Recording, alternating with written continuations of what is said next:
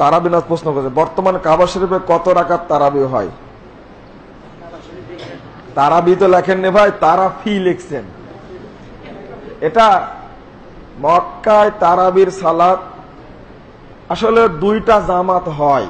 প্রথম কথা হলো আমার উত্তর, প্রথম দুইটা জামাত হয়। এই জন্য যিনি 10 রাকাত পড়েন পরে কিন্তু উনি 10 রাকাত পড়েন না। আবার যিনি আগে 10 রাকাত পড়ালেন, যিনি পরে 10 রাকাত পড়াবেন উনি কিন্তু আগের জামাতে 10 রাকাত পড়েন না। এটা ট্র্যাডিশনটা চালু আছে। এবার আপনারা বিশ্লেষণ করুন, 20 রাকাত তারাবি। আমি তো বলছি, শেষ করিনি ভাই। হ্যাঁ আমি বলছি তো, আমি বলছি জিনিসটা 20 রাকাত তারাবি শুধু মুক্তাদের উপরেই, ইমামের উপরে না। এটা এমন কোন সালাত আছে? বুঝেননি আপনারা?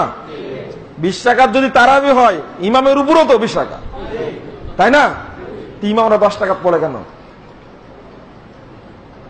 বলেন তাহলে? মূলত দুইটা জামাত বহু আগে থেকে চালু ছিল, এখনো চালু আছে। এটা এক জায়গায় হয়েছে। আচ্ছা এটা রাখেন, আপনারা বিশ্বাস করবেন না, রাখেন, এটা বাদ। এবার বলছি আপনাদেরকে যে যদি ধরেন 20 রাকাত চালু আছে, 20 রাকাত চালু আছে, কোরআন হাদিসে না থাকলে মক্কায় চালু থাকলে করবো নাকি আমি? হলো, আপনারা করেন না, শুধু রাকাতটাই ঠিক রাখছেন। কিন্তু 20 রাকাত তারাবি যেভাবে মক্কায় পড়া হয় ওইভাবে কি পড়া হয় বাংলাদেশে? এবার দেখেন, আমি একবার চুক্তি করেছিলাম চিটাগাঙ্গে গিয়ে, ঠিক আছে মক্কায় চালু আছে 20 রাকাত, আমি 20 রাকাত আজকে পড়বো, তবে শর্ত হলো যেভাবে মক্কায় পড়া হয় ওইভাবে পড়বো আজকে। প্রথমেই আল্লাহু আকবার বলে হাতটা বুকের উপর বাঁধতে হবে। তখন বলছে আমার চাকরিটা আউট হয়ে যাবে।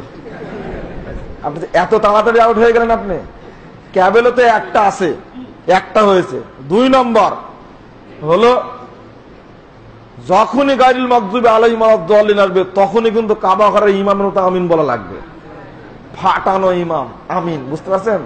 যে জরে আমিন বলে, আপনি জানেন তো যারা গেছেন হজে, শুনবেন আপনার টিভিতেও তো দেখায় না, যে জরে আমিন বলে, যারা বলে বাংলাদেশে এই কথা বলতে গেলে একটু শরীর গরম হয়ে যায়।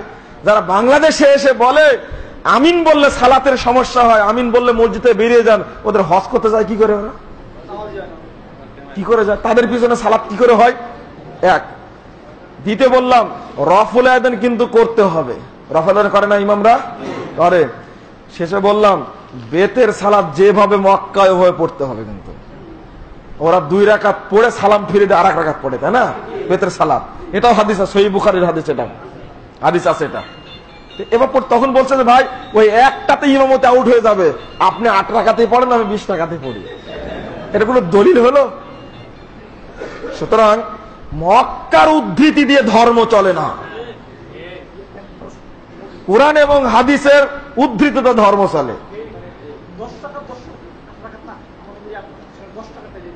হাদিস আছে, জি জি, সহিহ মুসলিমে 255 পৃষ্ঠা হাদিস রয়েছে, আপনারা পাবেন যে বেতের সালাত 10 রাকাত, সরি তারাবি 10 রাকাতও আছে, মানে একটানা 10 রাকাত পড়ার পরে 1 রাকাত বেতের, এটাও হাদিস আছে, কোনো আপত্তি নেই। এবার আমি হারামে এভাবে পড়েছি, 10 রাকাত শেষ হয়ে গেছে, আমি বেরিয়ে চলে এসেছি।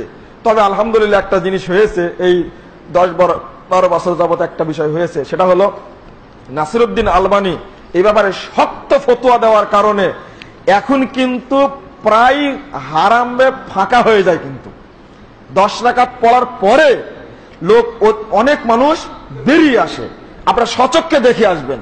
এই জিনিসটা আমি অবলোকন করেছি 2 জায়গাতেই। মদিনায় শুরু করেছিলাম রমাজান, মক্কায় শেষ করে বেরিয়ে আসছি।